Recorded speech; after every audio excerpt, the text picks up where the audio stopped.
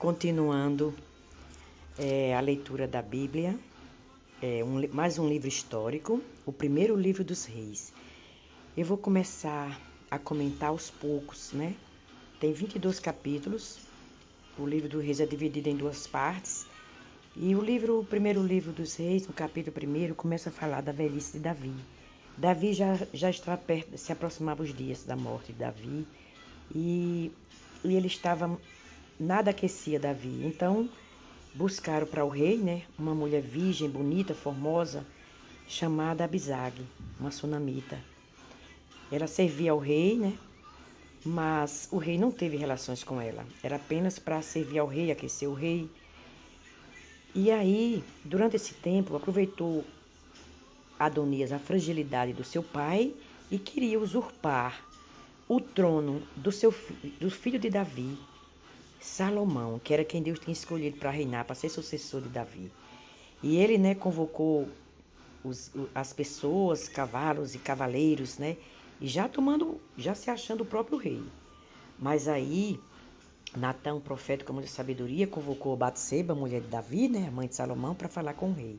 Batseba falou, né, da promessa que Deus tinha feito antes, que o filho dela que ia reinar, e depois ela combinou com o profeta, e depois o profeta entrou para falar com Davi, né, e aconselhar o rei, e o rei deu ouvidos a Natã, o profeta, e constituiu Salomão como rei. E engraçado, gente, a forma como Davi fez para o seu filho Salomão. E aqui no capítulo 1 ainda, né, no verso 33, ele disse assim: Tomai convosco os servos do vosso Senhor e fazei subir a meu filho Salomão na mula que é minha, e fazei-o descer a Giom, que era para ser ungido, né? Tocar a trombeta e todo o povo ia dizer: Viva o rei Salomão! Enquanto que o outro, ostentando, né, todo o poderio, ele fez com que seu filho fosse montado no jumentinho, né? Isso me faz lembrar algo, como Jesus entrou em Jerusalém. E aí, gente, Davi dá conselhos a Salomão antes de morrer, vários conselhos. Eu não vou ler todos, né? Vou ler aqui esse aqui. Quando Deus falou para Davi, ele repetiu as palavras para seu filho Salomão. E vou ler aqui, está no capítulo 2, verso 4, a parte B mais ou menos. Se teus filhos guardarem o seu caminho para andarem perante a minha face, fielmente, com todo o seu coração, com toda a sua alma, nunca disse, te faltará sucessor ao trono de Israel. E também ele deu a recomendação para Salomão limpar o caminho, tirando algumas pessoas que atrapalharam muito o reino de Davi, mas Davi nunca tirou a vida deles.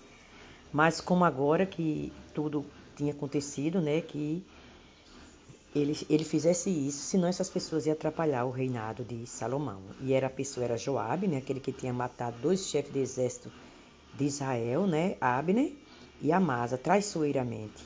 Então era Joabe, e o outro era Simei. Simei que tinha amaldiçoado Davi, que tinha apedrejado Davi. Eu até quero ler para vocês aqui no 2 Samuel 16 o que foi que esse Simei fez. Simei era da linhagem de Saul. E ele apedrejava com pedras a Davi enquanto ia amaldiçoando Davi. E as pessoas que estavam com Davi, né, os seus servos, que eram fiéis a Davi, ficaram consternados com aquela situação e pediram ordem ao rei para que quem era aquele cão morto que estava amaldiçoando o meu rei. Mas só que Davi não disse para não fazer nada. Disse, porém, o rei, no capítulo 16, 2 Samuel, verso 10, diz assim: Que tenho convosco, filho de Zeruia? Ora, deixai amaldiçoar, pois o Senhor lhe disse, amaldiçoa Davi. Quem, pois, diria, por que assim fizeste?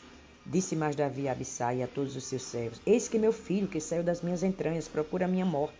Quanto mais ainda este filho de Gemime. Deixai-o, que amaldiçoe, porque o Senhor lhe disse. Veja, gente, isso aí também me faz entender por que é que Davi nunca tomou uma providência quanto aos seus filhos, quando se voltaram contra ele, que fizeram que a espada nunca se afastar da casa dele, né? Só nos tempos de Salomão que houve paz. Porque a sentença de Deus tinha sido dada e em nenhum momento ele intercedeu, porque ele pediu que Deus julgasse conforme a sua vontade. Ele viu que pecou, ele se arrependeu e ele disse para Deus julgar, então ele não ia fazer a justiça. A justiça já tinha sido determinada, ele não pediu mais a Deus, ele deixou que seguisse o curso, né, da justiça divina. E Davi era demais, gente, nesse ponto, sinceramente, era demais. Então, um desses conselhos, né, então realmente ele fez, ele o rei de Salomão começou limpando os caminhos, né? Tirou primeiro, primeiro foi Adonias, não que Davi mandou matar o seu filho Adonias, mas porque Adonias, gente, queria usurpar o trono do seu irmão. E ele foi tão ousado que ele pediu para Batseba, a mulher do seu pai, Davi, pediu para ficar com Abisag, a mulher, a sunamita, para ele. Como é que pode? E a Batseba, ele foi tão inocente, ingênuo, que ainda foi pedir isso a seu filho Salomão. E ali foi a gota d'água, né? Então, depois desse tempo, né, houve paz em Israel, né? Aí, primeira aliança de Salomão, no capítulo 3, com a filha de Faraó, só que aqui começa um probleminha, né? Aliança com a mulher que adorava outros deuses. Então, aqui no capítulo 3, diz assim: E Salomão amava ao Senhor, andando nos estatutos de Davi seu pai, somente que nos altos sacrificava e queimava incenso. Lá em Gibeão, ele teve o primeiro sonho, com Deus falando com ele, e Deus disse assim para Salomão: Que pedes que te dê? E disse Salomão: De grande beneficência usaste tu com teu servo Davi meu pai, como também andou contigo, em verdade e em justiça, em retidão de coração. Mais adiante, né? Então ele diz ao Senhor para que dê sabedoria e entendimento para governar o reino, né?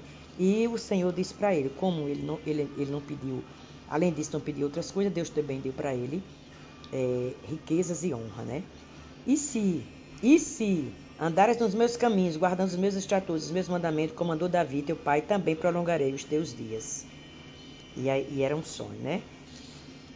Mas começa o desafio. Depois que Deus deu essa sabedoria para ele, já aconteceu essa causa, né, das duas prostitutas que tiveram 2 filhos. Uma teve um filho e a outra 3 dias depois teve outro filho.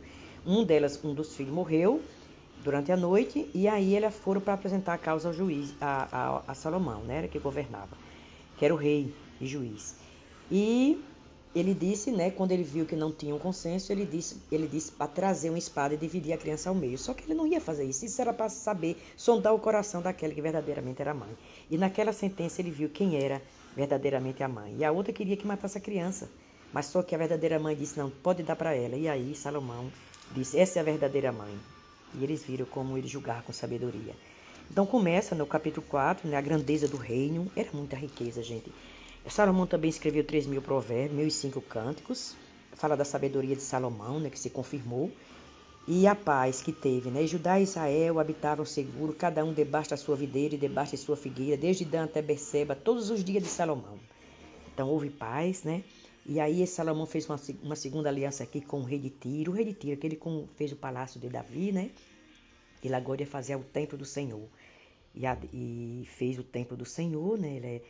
Então, ele amava Davi, continuou fazendo aliança com seu filho e fizeram uma aliança e começou os preparativos para o templo. Uma coisa, gente, que eu achei interessante, Salomão tinha 30.000 homens, né, para que revezasse, né, para ir para o Líbano.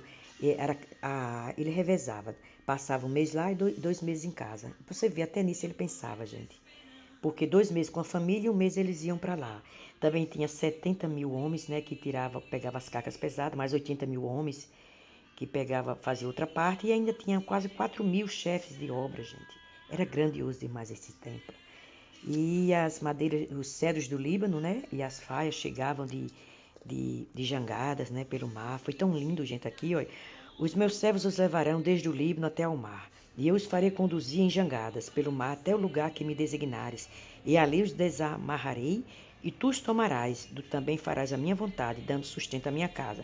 Então houve essa aliança, né? Ele dava alimento e eles forneciam as madeiras os cedros do Líbano. É isso, depois vamos falar sobre a edificação do templo. Por hoje